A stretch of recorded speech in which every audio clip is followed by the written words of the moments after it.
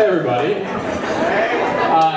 They told me I'd be speaking between Duncan and Mary, and I almost went home because this is the short stick here. But thank you, everybody, for coming. I want to thank, as I spill on myself already, the Grattans and the Curtises for just an unbelievable weekend.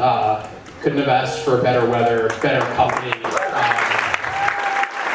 It's really been awesome, and there are no two people that deserve it more than these two sitting right here. I was trying to think of the best story to tell about James in front of you all, and many of them I cannot. If you want to hear them, there's a bar over there later. Come find me, and I will let you know. But I think it's always best to go with the story of how we met originally and really became friends. We did play soccer when we were young lads, but in middle school, the Curtises were kind enough to host a couple of the kids from our 6th grade class for a sleepover. There was about 6 ruffians, and we had fallen asleep. I was sitting on a recliner, James was on the floor, and 2 hooligans began making a cake batter in the kitchen.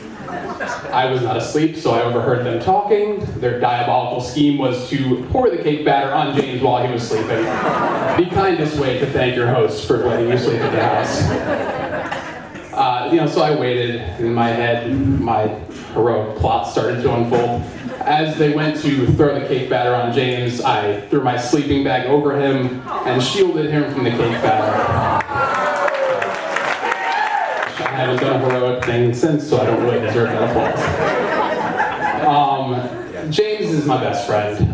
Plain and simple, it's so rare that somebody keeps a friend so close from middle school. I mean, I have friends from high school and college, but he's my day one. We've been through a lot together. James used to communicate with my girlfriends for me in middle school because I was afraid to talk to girls. I still am. He talks to Victoria for me all the time. It's fantastic. So I really don't know where I would be without him. I wasn't a very good friend in college. I never visited James once, but he didn't visit me either, so we can talk about it. But the biggest shame of that is that I did not get to meet Christina as early as I would have liked. I met her, later on in our college careers, and I had seen James with a couple of girlfriends, and they were whatever. But then, he told me about Christina and brought her around, and similar to what Duncan said, I said, but he's my James.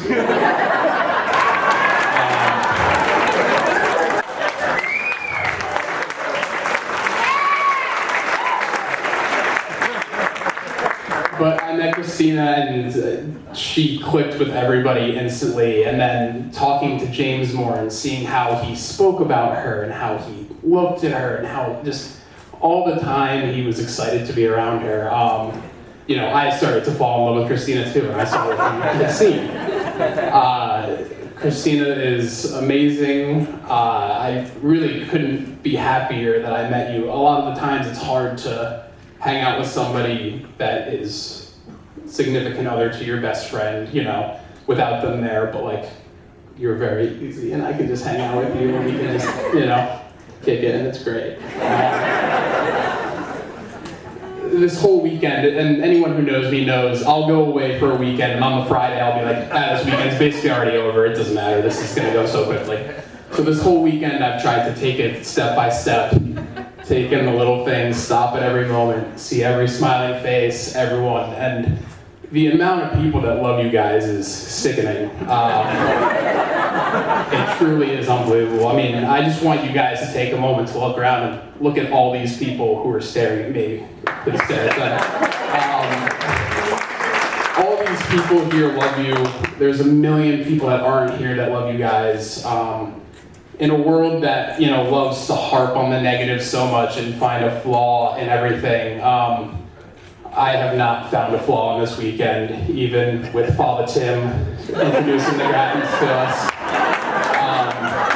Even that somehow came off perfect for you guys. So I wish you nothing but happiness and love, and I can't wait to be there with you every step of the way. You guys deserve it. And anything you ever need, I mean, I'm here for you both. I love you guys dearly, and let's raise a glass to two of the best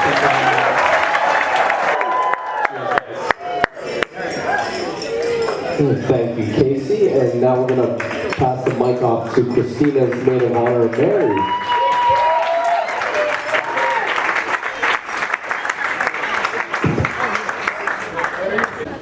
Hi, good evening, everyone. So, I'm a little bit sick right now, but we're going to go with the sultry, jazzing pursuit. I'm going to go ahead and start off by echoing what Casey said, and thank you so much to the Grattans and Curtises, not only for having and raising such incredible children, but also for such a beautiful celebration. And thank you for having us here. It's really such a pleasure, so thank you.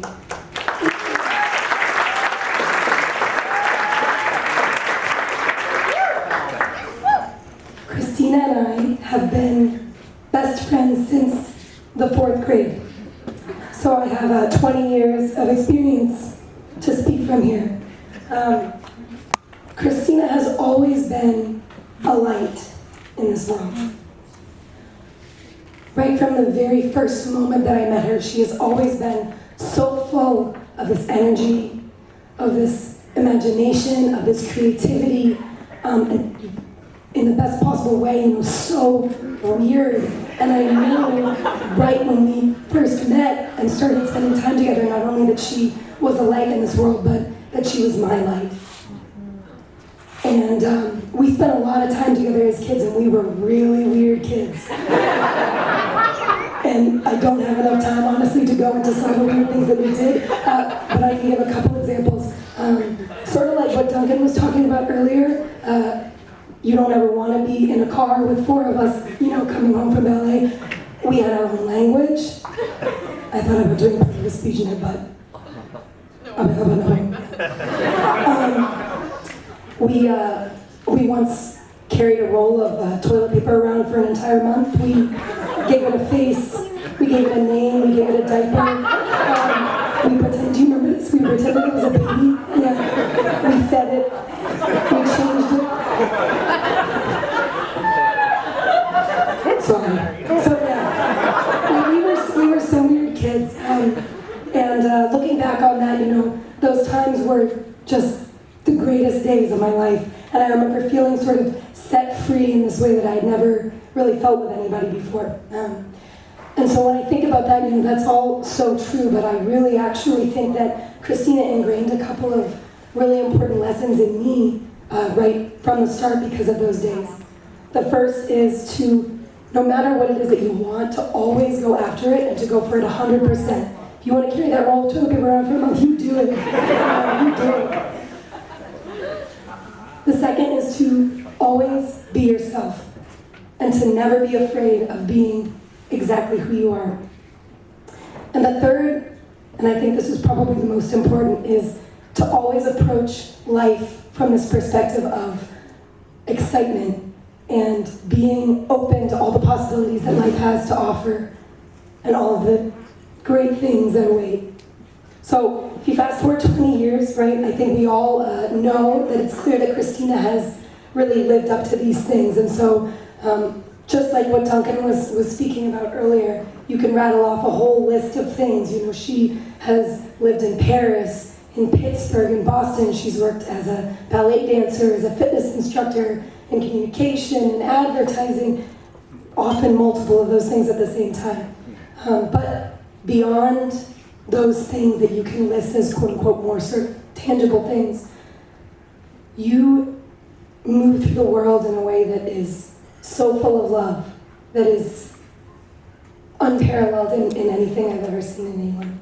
And it's clear that you continue to just be this incredible light. You and James really lift everyone around you up just because of who you are and how strongly you love. And that's something that I've always really appreciated in you, and I think that I've always strived to because of that. And so just when you think that it can't get any better than that, then James enters the picture. There is basically nothing else that I can say about James than that Casey, my now officially best friend-in-law, hasn't already said.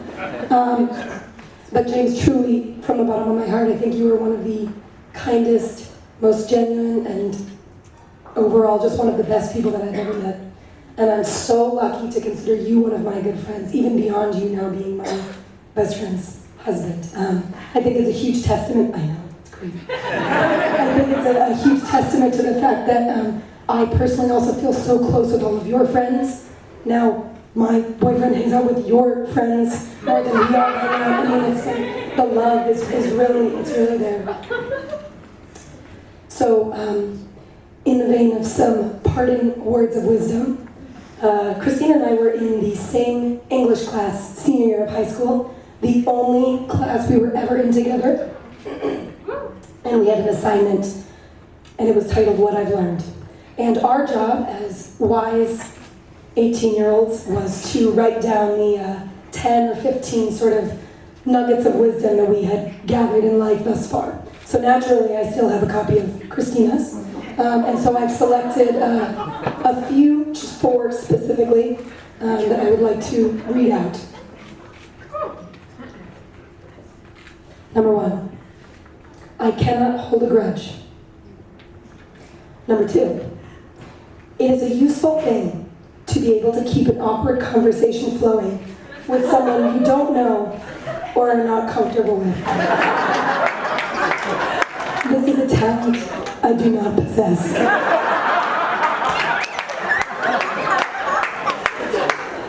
Number 3, it is extremely easy to waste time.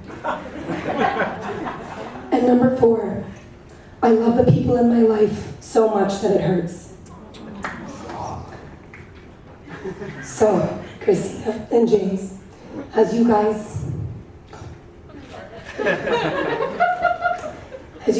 start off the rest of your lives together, I know that I can speak for every single person in this room when I say that we all wish you nothing but happiness and blessings, and that you guys, day to day, experience half the love and joy that you bring to everyone around you.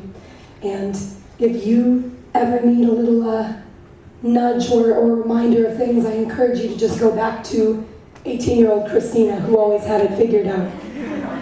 Don't hold a grudge against each other or anyone else. Pass off any and all awkward conversations to James. Don't waste a second of time in this precious life. And always love the people in your life so much that it hurts. So, cheers to Christina and James. I love you both.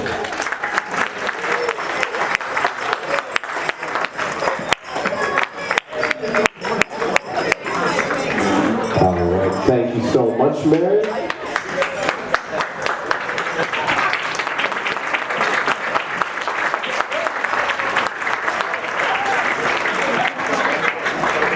And up next, we're going to have a couple special parent dances here. So